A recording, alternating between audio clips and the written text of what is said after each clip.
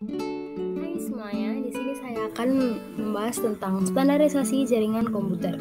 Pertama-tama, seperti biasa, perkenalkan nama saya Sinta Ediardita, biasa dipanggil Dita.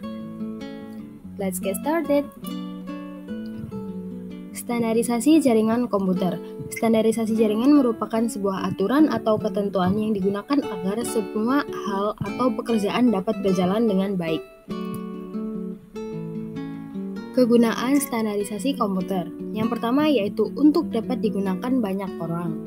Yang kedua, memudahkan komunikasi satu sama lain. Yang ketiga, memudahkan dalam melakukan pekerjaan.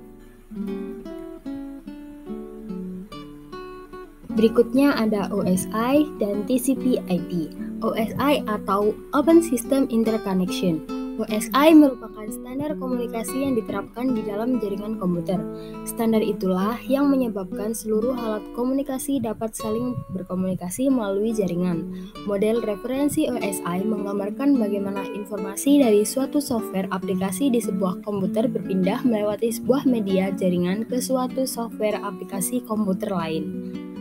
TCP/IP atau Transmission Control Protocol Internet Protocol merupakan gabungan dari protokol TCP dan IP sebagai sekelompok protokol yang mengatur komunikasi data dalam proses tukar-menukar data dari satu komputer ke komputer lain di dalam jaringan internet yang akan memastikan pengiriman data sampai ke alamat yang dituju. Layer OSI. Terdapat 7 layer pada model OSI. Setiap layer bertanggung jawab secara khusus pada proses komunikasi data. Misalnya, satu layer bertanggung jawab untuk membentuk koneksi antar perangkat, sementara layer lainnya bertanggung jawab untuk mengoreksi terjadinya error selama proses transfer data berlangsung. Model layer OSI dibagi dalam 2 grup. Yang pertama yaitu upper layer dan yang kedua lower layer. Upper layer fokus pada aplikasi pengguna dan bagaimana file direpresentasikan di komputer. Untuk network engineer, bagian utama yang menjadi perhatiannya adalah pada lower layer. Lower layer adalah intisari komunikasi data melalui jaringan aktual. Tujuan utama penggunaan model OSI adalah untuk membantu desainer jaringan memahami fungsi dari tiap-tiap layer yang berhubungan dengan aliran komunikasi data, termasuk jenis-jenis protokol jaringan dan metode transmisi. Layer-layer OSI dan fungsinya. Yang pertama ada physical layer. Lapisan ini berfungsi untuk mendefinisikan media transmisi jaringan, metode pensignalan, synchronous bit, arsitektur jaringan, seperti halnya Ethernet atau token ring, topologi jaringan, dan pelabelan. Selain itu, level ini juga mendefinisikan bagaimana Network Interface Card atau NIC dapat berinteraksi dengan media kabel atau radio. Yang kedua ada data link layer. Layer ini berfungsi untuk menentukan bagaimana bit-bit data dikelompokkan menjadi format yang disebut sebagai frame.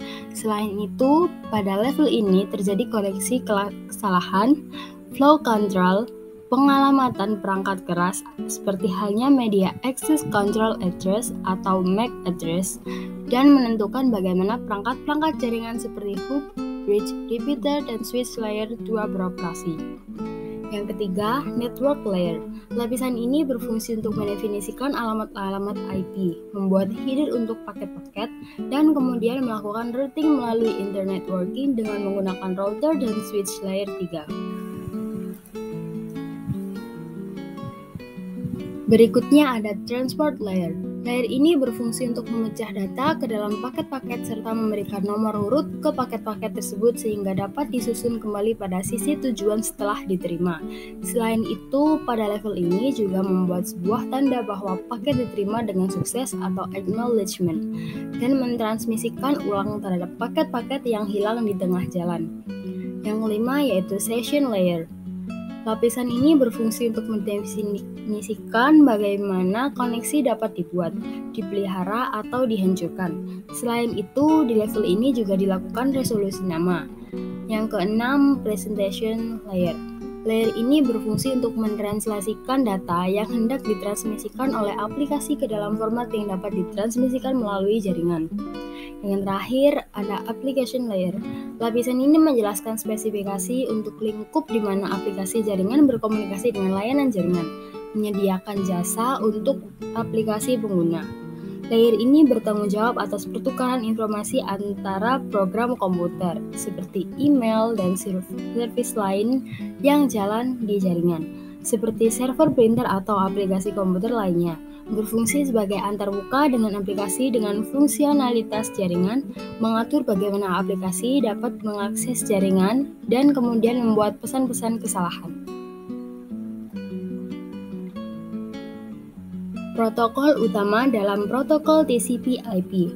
Yang pertama yaitu protokol lapisan aplikasi, bertanggung jawab untuk menyediakan akses kepada aplikasi terhadap layanan jaringan TCP/IP. Protokol ini mencakup protokol Dynamic Host Configuration Protocol atau DHCP, Domain Name System atau DNS, Hypertext Transfer Protocol atau HTTP, File Transfer Protocol atau FTP, Telnet, Simple Mail Transfer Protocol atau SMTP, Simple Network Management Protocol atau SNMP, dan masih banyak protokol lainnya. Dalam beberapa implementasi stack protokol, seperti halnya Microsoft TCP/IP, protokol-protokol lapisan aplikasi berinteraksi dengan menggunakan antarmuka Windows Sockets atau WinSock atau NetBIOS over TCP/IP atau NetPT. Yang kedua yaitu protokol lapisan antar host, berguna untuk membuat komunikasi menggunakan sesi koneksi yang bersifat connection oriented atau broadcast yang bersifat connectionless.